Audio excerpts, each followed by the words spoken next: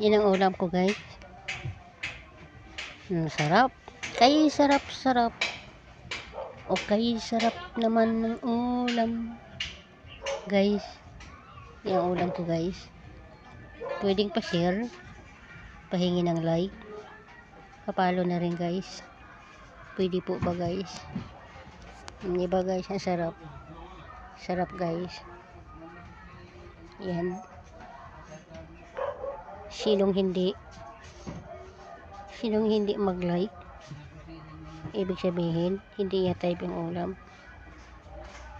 Sa mga nakarelate dyan, guys, sige lang. Yan, guys.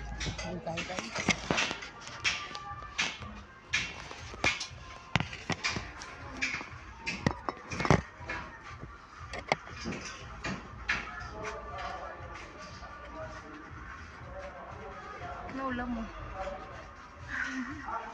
Tay guys, sarap ang ulam namin.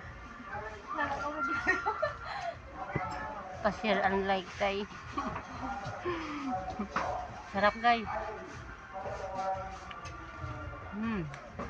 Ang pinakamasarap na ulam ng mga 4. Hindi ba, guys? Follow na lang, guys. Pa-help naman, guys. Pangin ng share para mapalitan ng fried chicken. Tik lang, guys. Salamat, guys.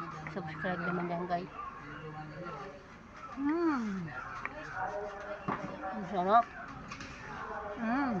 Sarap. Guys, diba, guys? Sarap. Sige, guys. Salamat. Salamat sa panonood.